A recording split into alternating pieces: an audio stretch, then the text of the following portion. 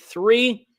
We're continuing to prepare for the Dolphins' wild card matchup against the Buffalo Bills. Some fun factoids, an update on injuries, lots of stuff today. So we're going to go ahead and dive right in.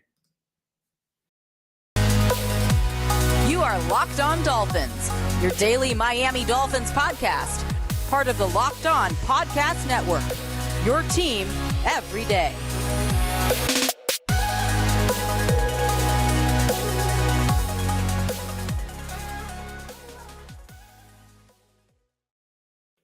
What's going on, Dolphins fans? Kyle Krabs of Locked On Dolphins, your team every day here on the Locked On Network. Today is Wednesday, January 11th, 2023, and today's episode of Locked On Dolphins is brought to you by Prize Picks. Prize Picks is daily fantasy made easy. Pick 2 to 5 players, and if they score more or less than their Prize Picks projection, you can win up to 10x your money on your entry. First-time users can receive a 100% instant deposit match with promo code Locked On up to $100. It's prizepicks.com, promo code Locked On.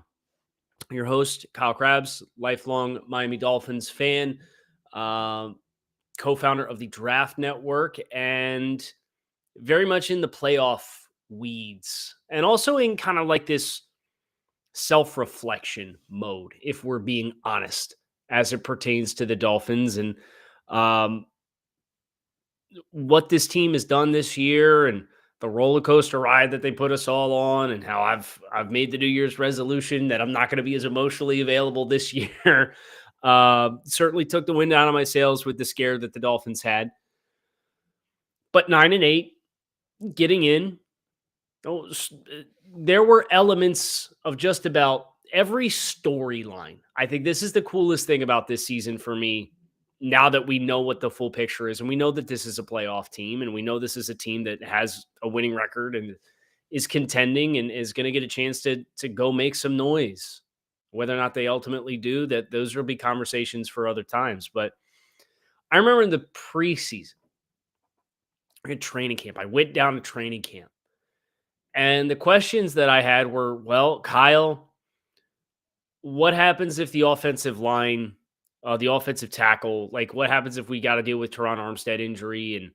And did we do enough at offensive tackle? What happens if Xavier Howard gets hurt or Byron Jones doesn't come back?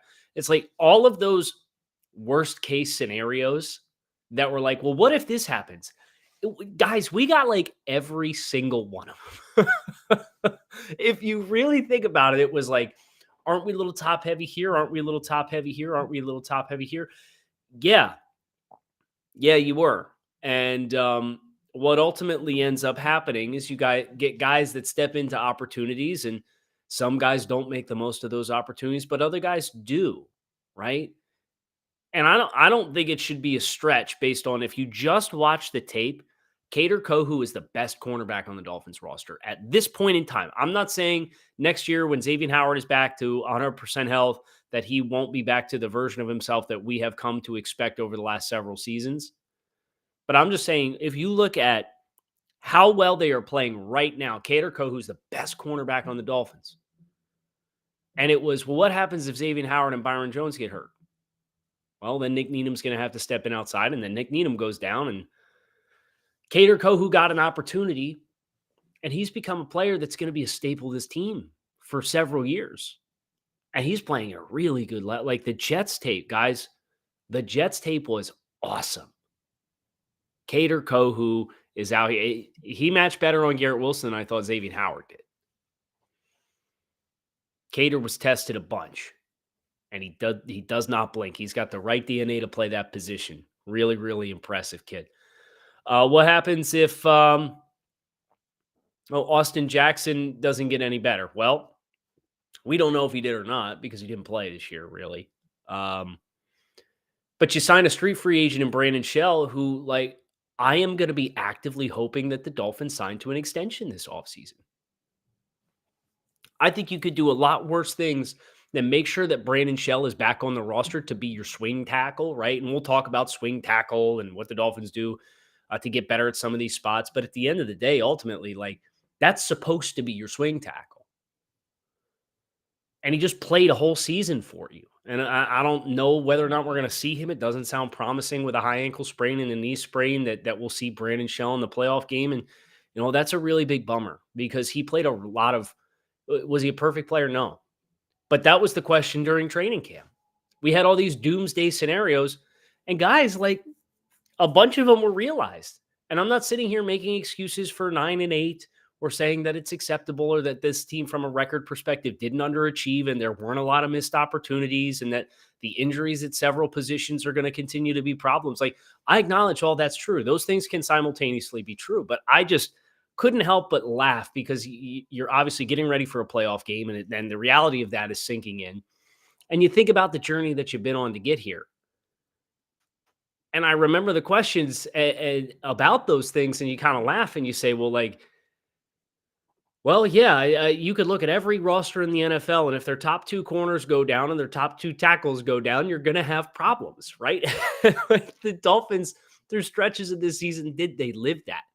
They lived that. But they had guys who were put into opportunities who you've identified as pieces that I hope are part of this team for the next several seasons, if not longer. And that's a really cool kind of subplot to think about from where we started to where we are. Obviously, the point of emphasis for this Dolphins team was when they made the change last year with Brian Flores, and yesterday was the 1-year anniversary of Brian Flores being dismissed as the head coach of the Miami Dolphins. To get better offensively, better collaboration. And I got the stats right over here. The Dolphins went from 22nd and 25th in points and yards, respectively, to 11th in points and 6th in yards offensively. Did I say defensively? I meant offensively. In a 1-year stretch of time with the change from Brian Flores to Mike McDaniel. And I know there were some people that asked, what would Brian Flores have done this year with this team? To which I say he doesn't have this team.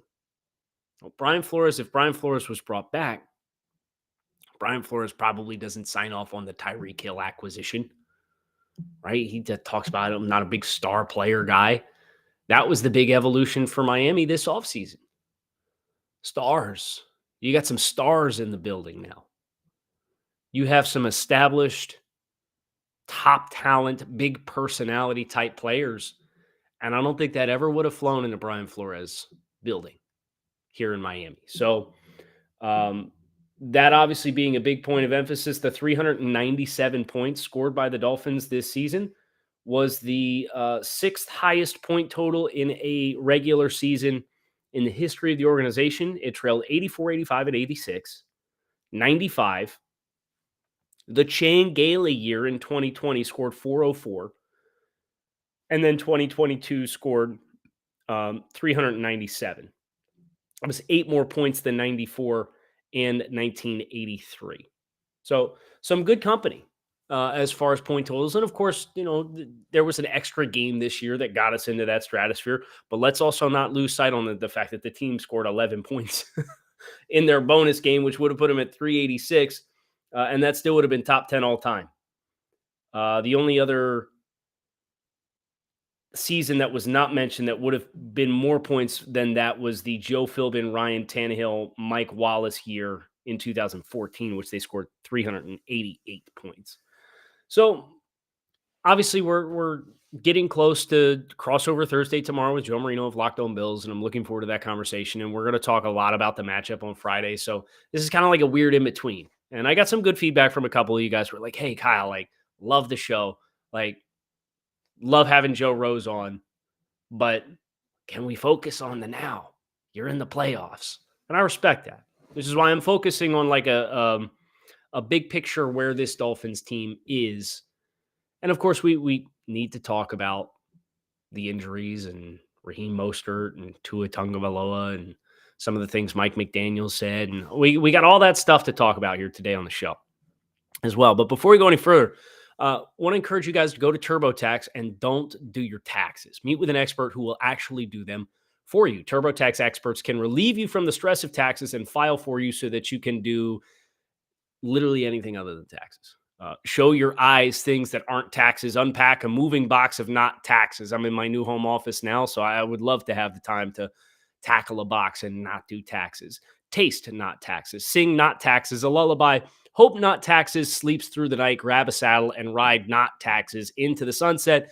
With TurboTax, an expert will do your taxes from start to finish, ensuring your taxes are done right, guaranteed, so that you can relax. Feels good to be done with your taxes, doesn't it? Come to TurboTax and don't do your taxes. Visit TurboTax.com to learn more. Intuit TurboTax. Full service products only. Video meeting while expert does your taxes is required. See guarantee details at TurboTax.com/guarantees. One of our other partners here on Locked On that I'm just absolutely stoked about is the Ultimate Pro Football GM game, which is absolutely a blast. If you've ever dreamed of becoming an NFL general manager and managing your own football franchise, your dream can come true. This game is for you. Manage every strategic aspect of your team. Play through the season and lead your team to glory. You're responsible for hiring the right coaches and coordinators, trading players, making draft picks, navigating your franchise through free agency and the draft, and all the ups and downs of a season. All of this in a challenging and realistic game world. Ultimate Football GM is completely free and playable offline, so you can play on the go as you want and when you want to. Locked On Dolphins listeners get a 100% free boost to their franchise when using the promo code Locked On, all caps, in the game store. That's Locked On, all caps. Make sure you check it out today. To download the game, visit ultimate-gm.com or look it up in the app stores. That is ultimate-gm.com. Ultimate Football GM. Start your dynasty today. So let's talk about Mike McDaniel, right? We mentioned we just passed the 1-year anniversary of Brian Flores and his dismissal from the team. And Mike McDaniel, in his first season as a Miami Dolphins head coach, finishes the year at 9-8 with a winning record, with an assist again from the 17th game. He makes the playoffs in his first season, again with the assist from the 7th playoff spot. And you look historically at the lexicon of first-year Miami Dolphins head coaches. It's not a foolproof list, but it is still an impressive list nonetheless. Coach Wilson in 1966 went 3-11. Yeah, they didn't make the playoffs. They were minus 149 points, and then went 4-10 and were minus 188 points in his second season. Don Shula, in his first season, the team went 10-4 and lost in the divisional round of the playoffs before going 10-3-1 in his second season and losing in the Super Bowl. They, of course, won the next 2 Super Bowls. You got a big jump in time, right? Don Shula was here for a minute. Jimmy Johnson, in his first season as the head coach of the Miami Dolphins in 1996, went 8-8 and missed the playoffs. Dave Wannstedt, in his first season as the head coach of the Miami Dolphins, went 11-5, made the playoffs, lost in the divisional round. They were plus 97 points, actually. Nick Saban, 9-7, missed the playoffs. Cam Cameron. Oh, boy. Cam Cameron, 1-15. Needless to say, they missed the playoffs. Tony Sparano, 11-5, lost in the wild card round, but did indeed make the playoffs. Joe Philbin, 7-9. Adam Gase, 10-6, lost in the wild card round. Brian Flores, 5-11. Mike McDaniel, 9-8 with a postseason berth.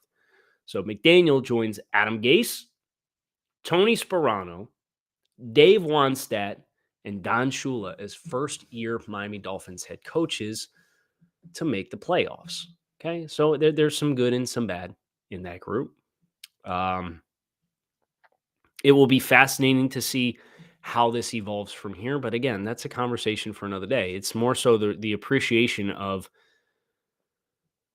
the Dolphins made the dance. They punched their ticket and they made us sweat the entire time. But nevertheless, it's not frequent. And success beyond that is not guaranteed. So I think that's certainly something for us to be mindful of, while also just enjoying this process. The Dolphins are going to get a chance to go up to Orchard Park. I am actually relieved that the game is at 1 o'clock as compared to the last time the Dolphins went up there. They are calling for partly cloudy, high of 35 on Sunday in Orchard Park, New York. So it'll be cold, but it also won't be obscenely cold. It won't have the same. I mean, look, the Dolphins went to Foxborough and then went to Buffalo twice in a 3-week stretch, and Foxborough was 2 weeks ago. So it's playing in these conditions. The culture shock's not going to be there. Now, whether or not you have the horses to go up and compete with Buffalo, well, that's a different story, and that's really dependent upon who's available to play in this game and who is not available to play in this game. The big question mark, of course, is Tua Tagovailoa. And here's what Mike McDaniel had to say on Monday when he was asked about Tua Tagovailoa. He has not been cleared to do non-contact level stuff yet, but they are planning on doing game plans for all three quarterbacks. He's hoping to have clarity on Wednesday. And Mike McDaniel acknowledged that he was out working out, doing non-football related activities.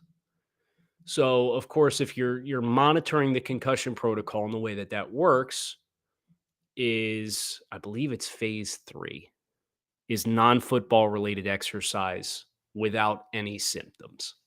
It sounds like that's the window that he is in. And when Mike McDaniel acknowledges Tua Tagovailoa has been involved in non-football related activity. It's not been cleared to do non-contact football specific activity yet, but he's out there sweating. He says, I've seen him post whatever that time is called, and he's sweating. So 2 and 2 together. That's kind of where we're at.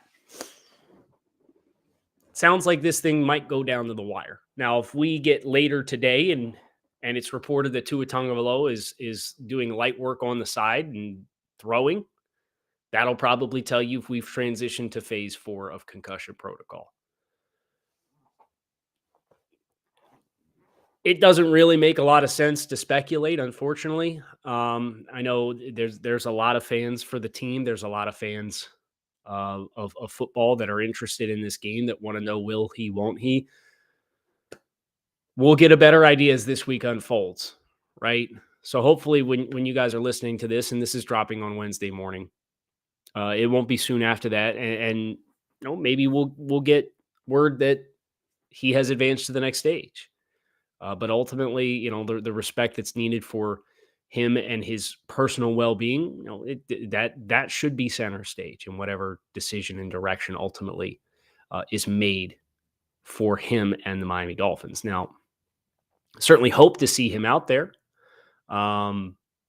because he gives the Dolphins the best chance to win, right? But winning a playoff game versus the rest of your life for him as an individual, we can all put that in perspective and understand why that conversation is kind of secondary to the personal elements as well. As far as the rest of these guys, I know Tyreek Hill banged up. He's a warrior though. Like if these guys are anywhere near coin toss, I'd expect you're going to play, right? It's a playoff game. You got a chance to play for a champion, like confirmed chance to play for a championship. Mike McDaniel was asking or was asked about Raheem Mostert earlier in the week. He said he's not engaging in any competitive games with thumb war because he broke his thumb. He was asked, will he need surgery? And as a secondary thing, I can't help but ask you, how do you have so many guys on your backfield with hand injuries at the same time? Mike McDaniel said either you're coaching it or you're allowing it to happen. No, I think there's some extenuating circumstances in the game of football. Sometimes when it rains, it pours. And that goes back to what we talked about with all of our doomsday scenarios for training camp. We got like all of them at one point or another throughout the course of this season. And Mike said, I believe you can't really hold me to it, but I believe he'll be getting surgery. But again, I know that I believe his surgery was going to be today. Though they are both hand or thumb injuries, they're very different. Alec Ingold and Raheem Mostert, so they're not really comparable. And then he goes on to dismiss the specifics of him being qualified to talk about any of their specific situation. I wouldn't be surprised. Like, I saw the look in Raheem Mostert's eye on Sunday against the Jets. That angry run, running guys over, He's flipped a switch. He's flipped a switch. And I would not be surprised. And I don't know anything. I haven't talked to anybody, but just seeing how Raheem has run, seeing the look in his eyes and understanding that he's having surgery for a thumb, would I be surprised if Raheem Mostert tried to go on Sunday? No. I mean, Mike McDaniel also said it's a serious injury. It's hard to know if he'll be able to play this week. He didn't say he's not playing. And that's one thing Mike McDaniel has usually done. If a guy's out, he's been pretty quick to put the kibosh on some of these early. And he didn't do that with Raheem Mostert. So I expect we'll see Waddle. I expect we'll see Tyreek Hill. I expect we'll see Raheem Mostert. Just based off of seeing him and how he's played and the level of intensity that he's dialed up to and the fact that they left the door open for it, I expect him to go. I won't be mad or disappointed if he doesn't because the dude's got a broken thumb. So I get it. But kind of the sense that Raheem Mostert's putting out, that dude's a warrior, man. So I'm not saying this to sit here and peddle hope for a playoff game or anything like that. Whatever's going to happen is going to happen, and I'm going to enjoy it. I have no expectation. This is house money, right? Because everybody wrote off the Dolphins from actually surviving this and getting into the dance probably 2 weeks ago. We're here. I'm going to enjoy it. Whatever's going to happen is going to happen, and we'll deal with the aftermath once it happens. Prize Picks, daily fantasy done right. Pick 2 to 5 players, and if they go more or less than their Prize Picks projection, you can win up to 10 extra money on any entry. There's no competing against other people. It is just you versus the projections available in-house. They offer projections on any sport that you watch, and entries can be made in 60 seconds or less. It is that easy. With safe and fast withdrawals, it is currently operational in over 30 states and Canada. So download the Prize Picks app or go to prizepicks.com to sign up and play daily fantasy sports. First-time users can receive a 100% instant deposit match up to $100 with promo code Locked On. If you deposit $100, they will put in another $100. If you put in $50, they will give you another $50. Don't forget to enter promo code Locked On at sign up for an instant deposit match up to $100.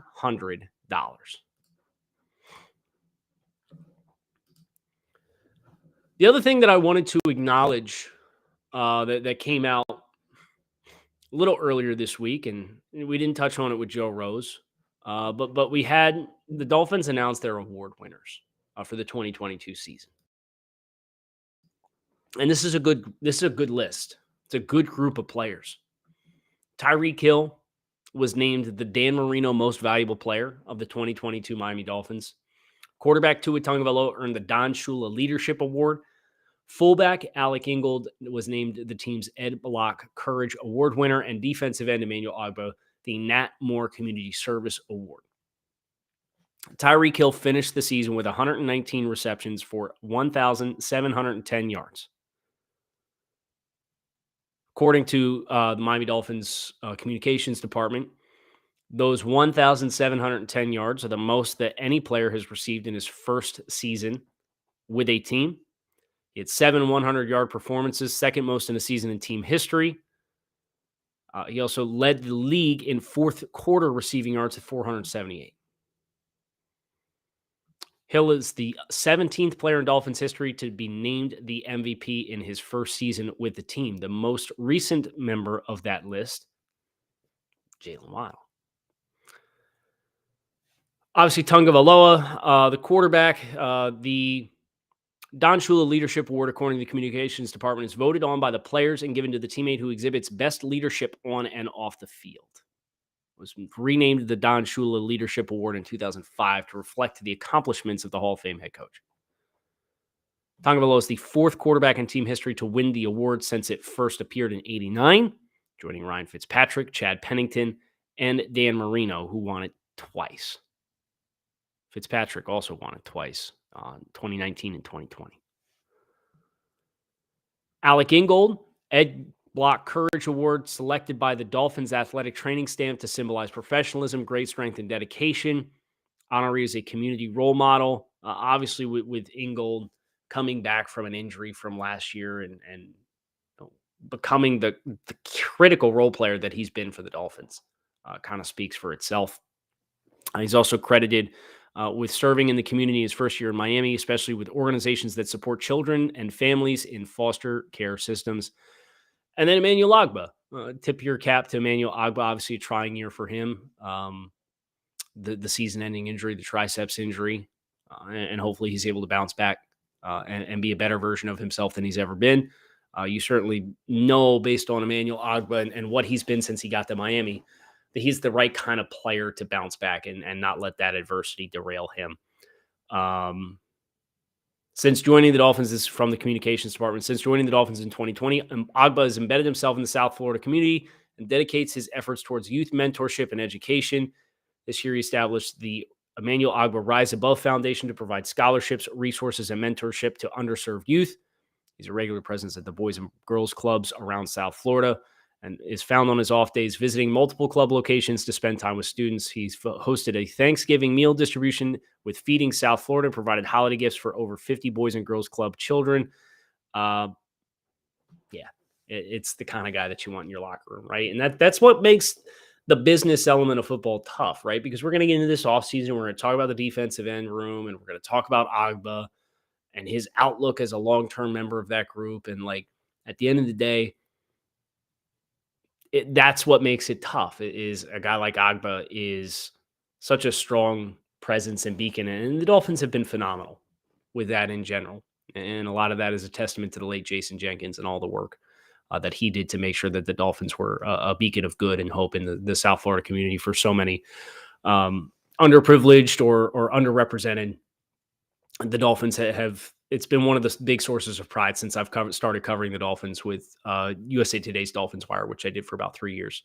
And now my 2-year stint here plus on Locked On Dolphins. So wanted to make sure I gave those guys their due, the award winners from this year's team, as I reflect big picture, the path that the team came on, the fact that we're here. We're going to dive headfirst into Buffalo starting tomorrow. We'll do the crossover with Joe Marino of Locked On Bills. And of course, if you're familiar with Joe Marino and I at all, we were the best men in each other's weddings.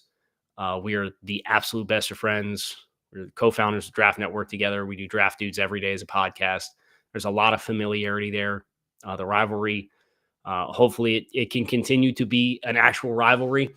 But we absolutely love talking football in all phases together, and we're going to have an absolutely great show lined up for you guys to get you guys ready for a playoff game. And I think there'll be some good thoughts on both sides of this matchup between Joe and myself. So make sure you hit subscribe, keep it locked in right here on Locked On Dolphins. That's going to do it for us today. Appreciate you guys checking out the show. Make it a great rest of your Wednesday. Keep your eyes peeled for any news as it pertains to Dolphins players, practicing, not practicing, so on and so forth. I'll talk with you all again tomorrow.